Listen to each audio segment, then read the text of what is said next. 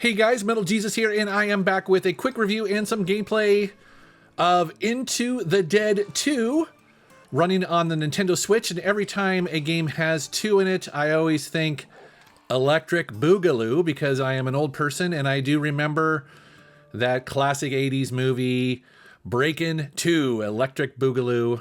I've actually watched that movie, I will admit, because I had to watch that movie because I was like, what the hell is that about? And it's actually not bad. Anyways, getting back to this game, Into the Dead 2. So, I've had this game in my collection for quite a while. It was one of those blind buy games where I walked into a GameStop and saw it for fairly cheap and decided to take a chance on it because it's a zombie game, it's a survival horror, and it was relatively inexpensive. I think I paid $30 for it, and it just kind of sat in my collection until I was doing a big ol' Switch collection video on my main channel. That's the video where I was talking about the 233 games that I have in my physical Switch collection, and this happened to be one of them. And I was capturing footage for that, and I was like, oh, hey, maybe I should actually try to play this game so I can at least talk about it. And that's what you see here, me playing the game for the very first time. All right, so what's going on here? Well, let's be honest, not much. I mean, this is a zombie game, and zombie games are, you know, they're zombie games, right? It's like, how complex do you want these things to be? And this is about as simple as it gets. As a matter of fact, this actually used to be a mobile game, or maybe it still is, so you can play the mobile free version on Google Play and iOS, and it shows. This is a very simple game. It's an auto runner, so essentially you are running forward all the time, and you're basically trying to get as far as you can. You see in the upper left there the feet, so that's counting down. That's how far you need to get. That's how far you need to survive to get to the end of the level. And there is a story here, which I was kind of surprised to see, although it's, you know, fairly simple, at least as far as I've gotten in this game. You are a guy, a dad, who has a wife, kid, and father that you are separated from, and so you are trying to get to them. You're trying to cross this big old map, cross these many different levels to meet up with them and be reunited and basically just try to survive. And so at the end of every one of these levels, you'll see that your character will pick up a walkie-talkie, and you'll hear from your wife and kind of get an update as to how the family is doing without you, how they're hopefully surviving, how they're dealing with this zombie apocalypse. And so, like I said, it's an auto runner, and it is randomly generated, so you're never quite sure where the zombies are going to come out. And like any survival horror game, you mostly want to dodge. So you basically dodge left and right, and you try to pick up ammo as much as you can, and then basically just try to survive. You do, at a certain point, get a companion as well. You'll see a dog will show up here, which is very handy because the dog will also attack for you, or sometimes he'll go and try to pick up some of the ammunition. And then once you clear a section, you will level up, as well as your weapons that you use. You'll get the ability to equip different weapons and so on and so forth, different ammo, things like that.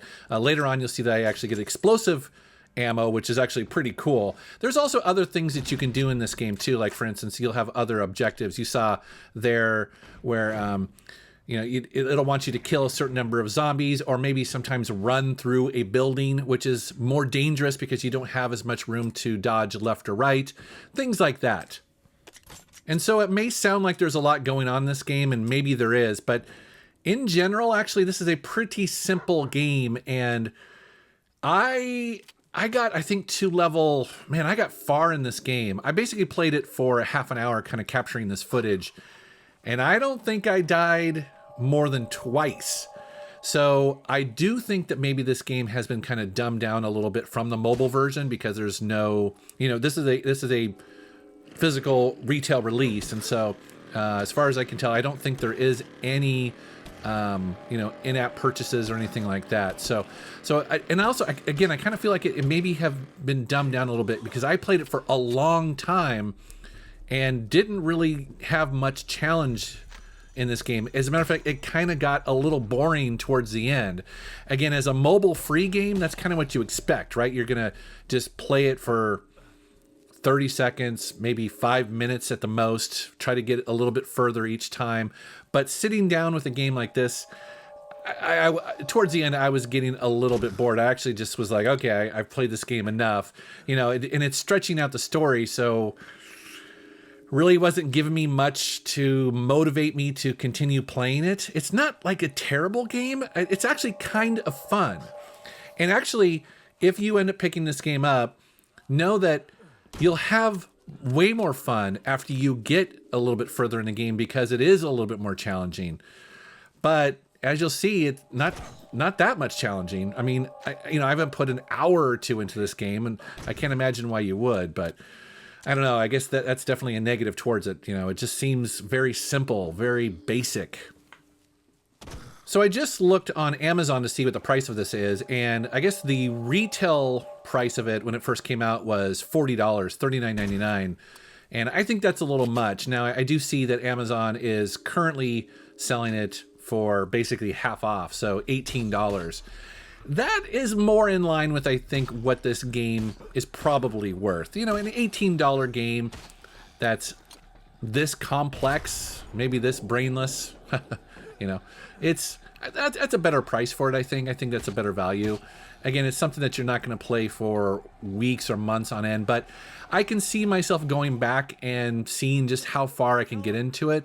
I should probably double check to make sure that there's maybe not a higher difficulty, because I think it's the fact that it's so easy in the beginning that is kind of a little bit of a bummer. You know, you have to play it for like 15, 20 minutes to even get any sort of challenge whatsoever.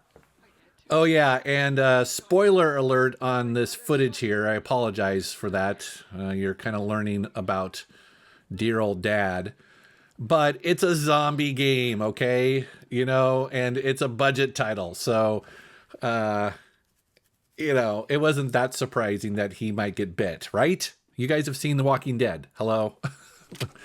Yeah. So anyways, guys, I'm gonna let you guys watch this here and, you know, get a feel if it's something that you would be into. I'd be curious to know down in the comments if you guys have played this game either on mobile, maybe it's much better on mobile, or on Switch. Do you think it's actually worth the $18 that Amazon currently has it for? Like I said, it's not a game I hate. It's just a game that's very simple and initially kind of overpriced for what it is. But anyways, love to know what you guys think, if you've played it or not. I guess I should also mention before I go that for this video, I cut out a lot of the load times. This game does have some significant load times whenever you're going both into a mission and then also to the clear screen. So just be aware that sometimes you can wait about 20 to 30 seconds for things to load. Again, not great, but I just want to mention it because in this video you might be surprised. It's like, wow, things are loading really fast. Well, not when you actually play the game. So anyways, I'll shut up now.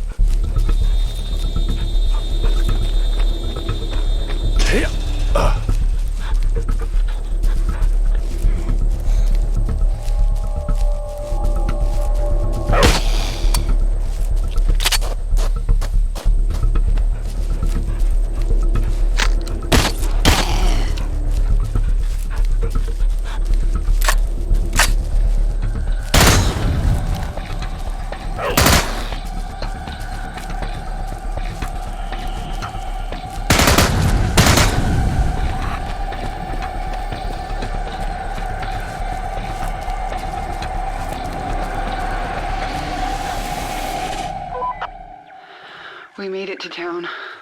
We're safe here in the car for now, at least. I just hope we find fuel soon.